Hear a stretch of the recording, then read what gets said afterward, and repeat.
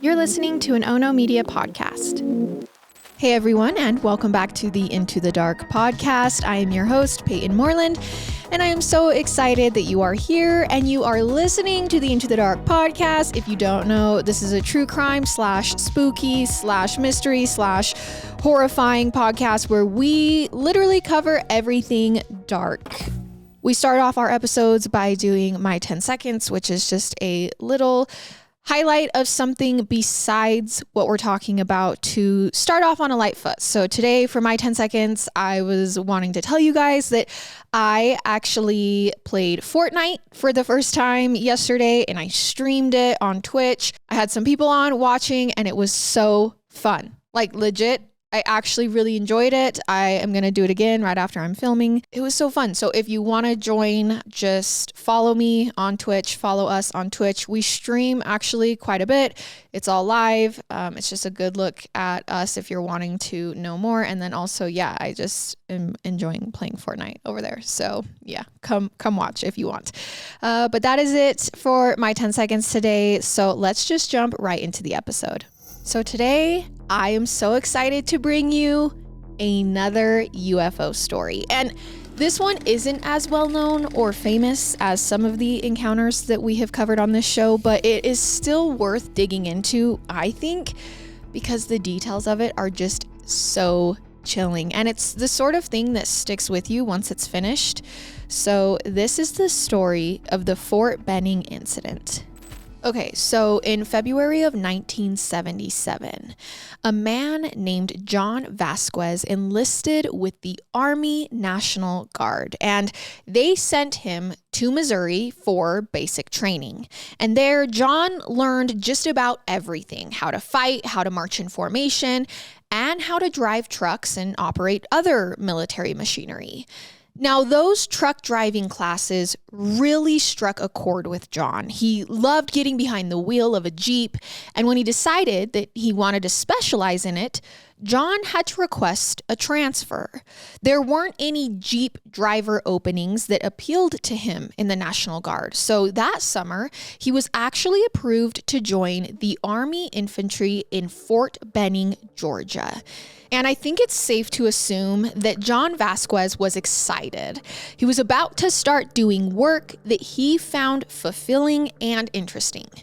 Except right after he got to Fort Benning on July 27th, the physical toll of training actually caught up with him. He injured his ankle badly enough that his doctor told him not to walk for the next month. So literally for 30 days, he couldn't do anything that would put any strain on his ankle or his foot, which meant he also couldn't complete his training program. So instead, John learned that at the end of his recovery, he would be starting with a new, different division. It was kind of like he was just held back. So he was still living at Fort Benning, but he didn't meet his commanding officers or the other enlistees in his battalion until his first day that now ended up being September 1st, 1977. So at the beginning of that day, things were pretty normal. John had breakfast and then got set up with a new bunk, picked up the gear he'd need for his assignment, and got to know the other soldiers. Later that evening, it's about 7:30 p.m., and John and the rest of the troops were ordered to go outside and stand in formation. So the idea was that one of their commanding officers was going to give a speech and welcome them to their new mission. Now, when John went public with his story, obviously this was going to be years later, he didn't give the commanding officer's real name. He simply called him Captain K. So that's what we'll be calling him. So once everyone was assembled, Captain K did not come out right away. John and the rest were left standing in formation for more than half an hour. So by around 8 p.m., it was dark and they still hadn't heard from Captain K. And John and all of these new trainees were getting impatient. But then something happened that I guess took the distraction off the fact that they had been standing for a really long time. Everyone, all of the soldiers, weren't really focused on standing at attention anymore because they were looking up. John heard people muttering amongst themselves. They said things like, "What's that?" and "What's up there?" So finally, John's curiosity got the better of him, and he asked the soldiers what they were looking at. And then one soldier pointed at a particular star in the sky. Or at least that's what it looked like to John at first. But then, while John watched, the pinprick of light began to move. And it was going slow enough that he hadn't noticed the motion right away. But it was definitely going faster than a normal star should. Its progress was also very smooth. John later compared it to an ice cube sliding across stainless steel. It was just gradual, easy movement with no starts or stops. And it also wasn't following a course that a star usually would. It was actually looping back and forth. It would sail just far enough that John couldn't see it anymore, and then it would turn around and go back to where it started. And then it would reverse direction again and go back. So needless to say, John and the other soldiers are now distracted and confused. John had no idea what he was looking at, and to make matters worse, he didn't have much time to keep watching or to try to figure out what was going on, because that was the moment that his commanding officer, Captain K, finally arrived. So everyone snaps to attention, which meant John had to stare straight ahead, and no one, including him, could watch the star or whatever it was move anymore. So the good news is that some of the officials had noticed how distracted all of the soldiers had been. So before Captain K's speech began, someone had actually asked John what he was looking at, or everyone was looking at. And he said he didn't know, but he figured it was probably just a satellite. Then he turned to point it out, but the light in the sky was gone when Captain K came out. So now, even though that was strange, John didn't see this as a huge deal. He and everyone just got back into formation. But right before Captain K could deliver his speech, a deafening crashing sound ripped through the night and through the camp. So when John and everyone turned to see what was making the noise, he saw a blazing ball of light, and it was shining right above another group of soldiers, all of whom were running away in terror. So John's first thought was that an out-of-control truck was tearing across the base. The lights had to be headlights, and everyone was running away to avoid getting hit. But even as that possibility crossed his mind, John realized that the light wasn't quite at ground level. It was actually hovering in the air at tree level. It was also getting closer to John and the rest of his division. So clearly this wasn't a rogue jeep. Instead, all John could think was, this base is under attack, possibly from some kind of advanced Soviet aircraft. He'd never seen anything like this before, so that was the only explanation that made sense in the moment. John knew he had to get away. It was just a gut instinct telling him that he was in danger and he shouldn't look straight at the light no matter what. Except when he tried to turn and run, he couldn't move. He was literally frozen in place. And when he glanced at the other soldiers who were still in formation around him, none of them were moving either. Some had their eyes closed, like they'd somehow fallen asleep while standing up. And John just simply could not make sense of anything that he was seeing. And just to add to the confusion, it's hard to say exactly what happened next because to this day, John doesn't fully remember. He says there's a gap in his memory. Like one moment, he was standing in formation, frightened and unable to move. And the next, he just had a sensation of waking up. He still couldn't move his legs or feet, but he could wave his arms around and yell. And some of his other fellow soldiers were also regaining mobility. An enlistee named Alan actually ran right past at that moment, so John asked him for help. And Alan reached down and grabbed John and nudged him into motion. And it was just what John needed, and with Alan's help, he was able to get control of his body again and run away. And this is insane because it sounds like sleep paralysis. But everyone was not as lucky as John and Alan. John noticed that Captain K was still frozen in place with his eyes closed, right by the podium where he was supposed to speak. So John tried to wake the captain up by shouting at him, but Captain K didn't respond. He apparently just couldn't wake up. And while John was busy trying to save the officer, Alan actually becomes paralyzed again. And this was enough to really drive the reality home to John. And he feared if he stayed around for too long, he might lose his ability to move again too. So the best thing he could do was keep himself safe. So he grabbed Alan, helped him start moving again, and then they both sprinted toward the nearest barracks. They dived into a crawl space underneath. And Alan and John weren't the only soldiers who had this idea. It was incredibly crowded with other recruits who had already taken cover in this crawl space. It was actually too crowded. Alan and John realized it just wasn't realistic for everyone to stay there. So the two of them made the difficult decision to actually leave the crawl space and try to find another place to hide. There was another barracks building nearby, and it also had a crawl space under it. So the pair figured that if they could just make it to this other building, they could stay hidden until it was safe to come out again. And then they could figure out what was going on. So they crawled out and went back outside. Now, once they were out in the open, John and Alan could hear other men begging for help. They were still in formation, frozen. They hadn't been able to run away like John and Alan. All they could do was scream, their terror making their voices high-pitched and shrill. John didn't want to leave anyone behind, and he told Alan, listen, we need to go rescue as many men as possible. But Alan argued that there was nothing they could do. So they debated for a little while, and John reminded Alan, hey, we're trained soldiers. We have guns. They'd been issued their firearms earlier that very same day. So John and Alan made a plan. They would go back to the barracks and get their weapons. And then they'd send a few other soldiers to try and get across the base to reach the highest ranking commanders. I mean, what was going on? Why wasn't anyone responding? Did they not know what was going on? And then the rest would stay and defend the frozen men. I mean, it wasn't really a bad plan, but John and Alan never got a chance to put it into motion.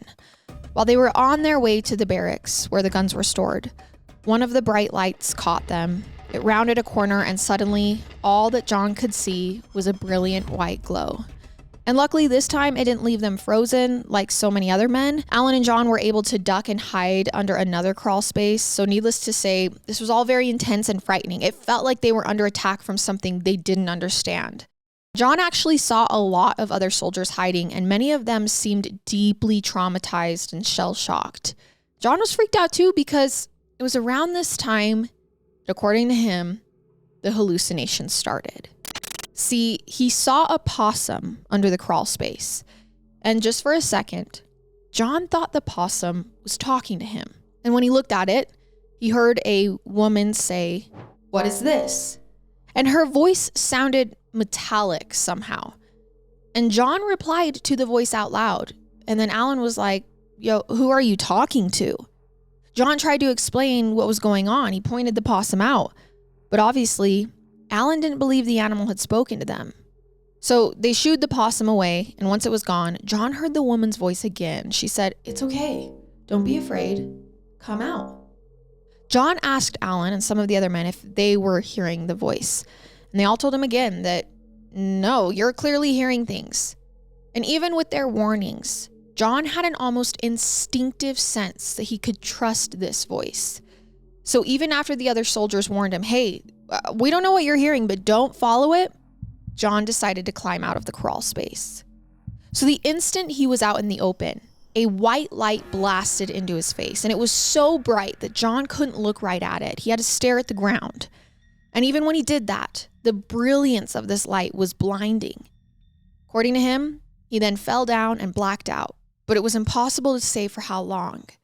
And when John regained consciousness, he was floating in the air. And we've seen this sort of thing in movies and television shows. It was like the light was lifting him up into the sky. He saw a doorway above him, like he was being levitated into some kind of aircraft.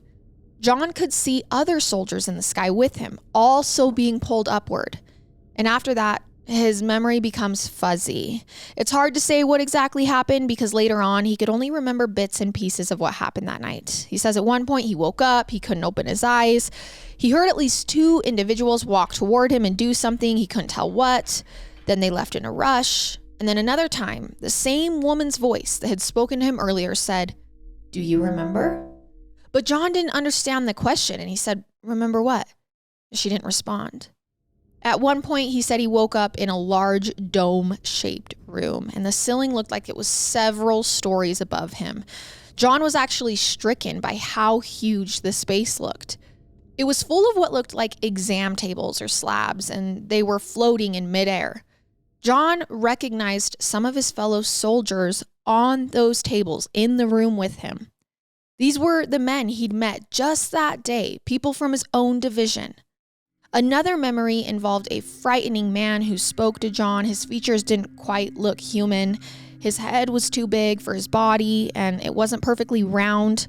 Plus, his eyes were almost almond-shaped and also oversized, and his nose and mouth were far too small. John didn't know how to respond to the man, but he felt deeply uncomfortable. It was like a lot of mysterious, disconnected imagery that just didn't quite fit together. Something was off. So after all of this, John once again woke back up.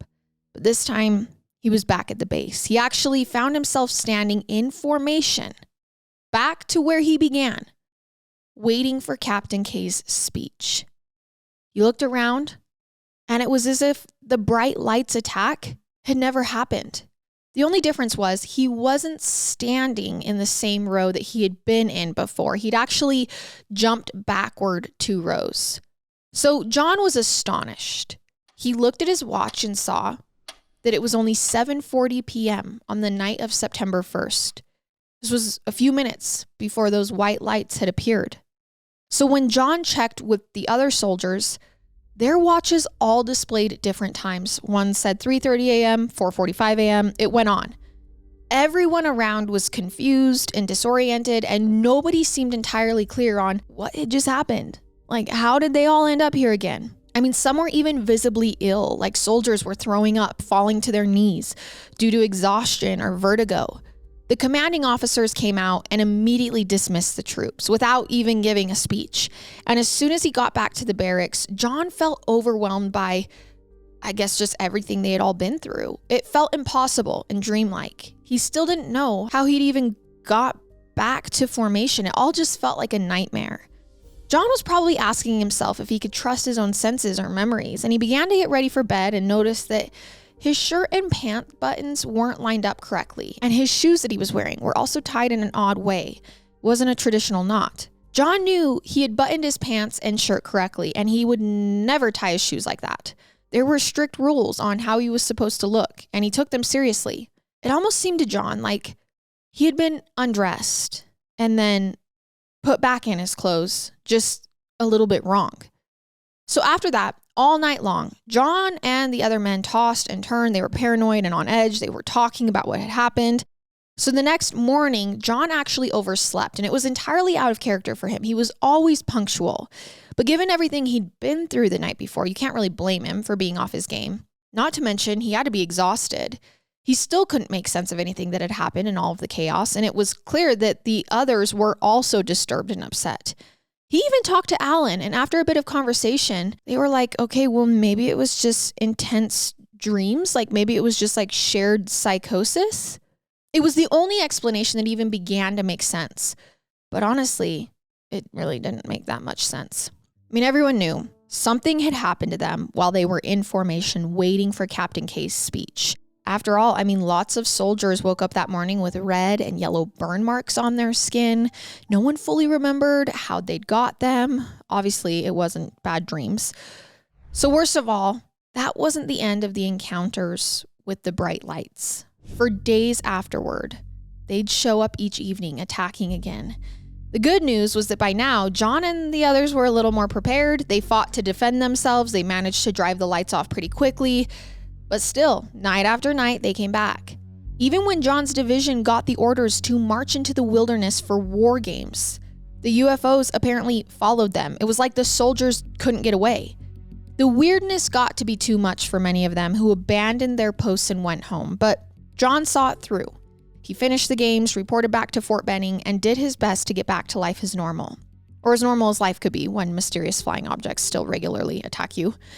Everything came to a head one day when 3 officials, a lieutenant and 2 drill instructors, arrived on the base. And as it turned out, the lieutenant was a psychiatrist, and she was there to find out why so many soldiers were acting so stressed out. It wasn't clear if she really didn't know or if she was just trying to gauge the other soldiers and figure out how much they actually remembered. So one by one, the lieutenant scheduled meetings with the people in John's division. It was almost like they were going to gaslight them. So some of the soldiers refused to talk. They were worried they'd sound mentally unstable, that no one believed them. And John was in that boat too. He didn't know how the lieutenant would respond if he gave her honest answers. So when John got his orders to talk to the lieutenant, he tried to say as little as possible. Of course, she wasn't willing to let John go without some kind of conversation. She kept pushing him to explain what had happened on the night of September 1st and everything that had happened since. At one point, she grabbed John's hand and he felt a sharp pain in his finger, as if she'd poked him with a needle. And as the conversation went on, John felt increasingly dizzy and disoriented. He realized he might be drugged, but he couldn't think clearly enough to do anything about it. So eventually the interview ended, although John had very little memory of what had even been said or if he'd talked. This was just one more terrifying encounter on top of everything else that John and his fellow soldiers had been through. So the good news was that his time at Fort Benning was coming to an end, and he got a new deployment order to Germany. And he was all too happy to leave the entire strange, confusing situation behind. So because no one was really believing them and they were kind of just brushing everything that happened under the rug, John did what he could to try to ignore his memories and move on. And he managed to live his life for over a decade afterward without major issues. But by April 20th, 1989, this is about 11 and a half years after the initial UFO attack, John had had enough. He was having terrible nightmares, and he also didn't understand what he'd actually been through and why everyone had downplayed it. So finally, he began digging into the mystery to try and solve it. John started by talking to his doctor, but it was clear that the physician didn't believe a word of his story. I mean, how could this happen and no one know about it? So the next step was to investigate on his own.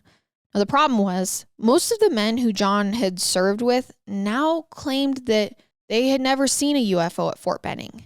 They were denying everything John was saying. And it wasn't clear if they were lying because they didn't want to get mixed up in his investigation or if their memories had been repressed. I have to imagine that this even made John second guess himself. Like, did this all happen or is this some weird thing I'm going through? So for years, he was the only one who was willing to talk to the public about the incident. That was until 2011. That's when John connected with another man who had been stationed on the base. I mean, remember, he's just going man to man, trying to get people to talk, trying to figure out if they can figure out what happened. So this man he met in 2011 was Sergeant Major James Norton. So for years, James had been in the same boat as John. He knew what he remembered, and he was frustrated that everyone else from the base and the media and everyone was acting like it never happened. So one day, he heard through the grapevine that John Vasquez was investigating the UFO incident at Fort Benning. And James remembered John. He had actually seen him and spent some time at his side during the Bright Lights attack. So James knew that he needed to reconnect with John because it seems like this was the only other guy who felt the way he did. So he looked him up on Facebook. And as it turns out, John Vasquez is a very common name. Since by this time it had been decades since they'd served together, James didn't even know what John looked like anymore. The only solution was to make his way through the list one by one, messaging all the different John Vasquezes. So James asked each of them, hey, did you serve at Fort Benning in September of 1977? Finally, he gets in touch with the right one, and they were thrilled. They had found someone who was willing to admit to what had happened. So right away, they exchanged phone numbers so they could talk about their memories and see if they were consistent. And honestly, for the most part, they were. Except James insisted that the incidents began on September 14th. So this was 2 weeks after the encounters John remembered. So it's possible, obviously, one of the men just got the dates confused. I mean, decades had passed between the UFO incident and when they began comparing notes. But interestingly, James also remembered certain information that John had apparently forgotten, or maybe he never knew about. See, according to James, when the Bright Lights attacked the base, the soldiers didn't just fight back, they actually managed to bring down one of the aircrafts and it erupted into flame, and some soldiers died in the aftermath. So John didn't remember anyone being hurt in the Fort Benning incident, but James was like, no, this incident killed men. And James also remembered more of his abduction experience. At one point, he says he had gotten hypnotized so he could recall his repressed memories from his time on the UFO. And he got to his appointment and went under hypnosis, and when he woke up again, he still didn't remember anything. But his hypnotist had recorded their session, and James listened to the tapes later, and what he heard was chilling. In the recordings, James began by explaining that he was in a big, bright, unfamiliar room. He didn't recognize it at all, and he was frightened and confused. And then short figures walked toward him and said they were doing something to him, but he wasn't sure what. And then the next words out of his mouth were, "Oh no, please don't. You're hurting me. Stop." And for the next full minute, he cried and screamed and begged the figures to leave him alone. And his fear was palpable. James said the beings were doing some kind of medical test on him, and he could see other soldiers in the room and that they were also being subjected to experiments. According to him, these beings were sticking tubes down people's throats and gathering some kind of samples. And like I said, John had no recollection of all of this at first, the things that James was saying. But when he heard the tapes, he was deeply moved. The memories came rushing back to him, and he realized he had lived through some kind of terrifying torture as well. Clearly, whatever happened at Fort Benning was much bigger and darker than the bits and pieces that John remembered. But John wasn't satisfied by half-remembered memories. He wanted proof of what had happened. So he filed countless Freedom of Information requests. He compiled all of the data he could get his hands on. And then one day, he approached a television host named Bruce Stephen Holms. Now, Bruce was an expert at taking complicated topics and explaining them to the general public. It was literally his job. And John apparently thought that Bruce was the right person to bring this story to light. John showed him all of the evidence he'd gathered, and Bruce thought it was persuasive. He was down to get John's story out there. So together, they co-wrote and published a book called The Incident at Fort Benning. And it's probably one of the best sources out there about John's experience. And full disclosure, I used it extensively researching this episode. And I know some of the claims in the book are a lot. John isn't necessarily the most credible witness. By his own admission, he was very confused and disoriented during these UFO attacks. Remember, John actually thought he was talking to a possum at one point. But Bruce didn't just go by John's testimony alone. He also published page after page of correspondence with government officials. And while they never confirmed that there were UFOs sighted or some incident at Fort Benning, they did contradict themselves a lot. They actually said they had no record that John had ever been in the Army, but then they also released the documents on certain medical treatments that he got during his service and confirmed that he'd received an honorable discharge. It just kind of depended on who he asked. It came across like they couldn't keep their story straight or their records were wrong, suggesting that even if it wasn't a UFO encounter necessarily, something did happen on the base that September that was making it so records had been changed or people were lying. So that's where this story ends. But I do think there's one more detail about Fort Benning that is worth bringing up. So 8 years before John or James arrived on the base, someone else paid a visit to the area, to Fort Benning. And it was President Jimmy Carter, or to be more accurate, future President Jimmy Carter, because this was in 1969 before he became the commander-in-chief. So according to Carter, he was visiting some friends in a small Georgia town when they all saw these bright lights illuminating the sky. They were visible for 10 to 12 minutes or so, during which time they moved around, dimmed, and got brighter, and even changed colors. At one point, one grew until it looked as big as the moon, but other times it was barely a pinprick of light. So eventually the lights drifted away, and when President Carter turned to his friends to ask what they thought they'd just seen, everyone agreed, okay, it was probably just an experimental aircraft. I mean, they were very close to Fort Benning, and it made sense that the military might have been doing tests out there. Carter wasn't entirely convinced if that was true, and to this day, he hasn't publicly confirmed or denied if he believes that he too saw an alien ship or something else near Fort Benning. Now, his sighting wasn't exactly like John or James. The light didn't attack anyone. Nobody ended up burned or paralyzed. I mean, it certainly doesn't confirm that the Fort Benning story is true, but it does at least raise the possibility that something mysterious had been going on in or around that base. So we may never know what that is, but it is clear. The Fort Benning incident left a mark on at least two men who have come together and said, no, something happened here. And for that reason alone, they deserve to have their story told. I think it's absolutely insane that something like this could have happened and no one knows about it. I mean, this would be a huge UFO story. And for some reason, it feels like it's been covered up and we've been lied to. I'd like to know what you guys think. Did something happen at Fort Benning or not? Thank you so much for listening to this episode, and I will see you next week as we dive further into the dark together. Goodbye.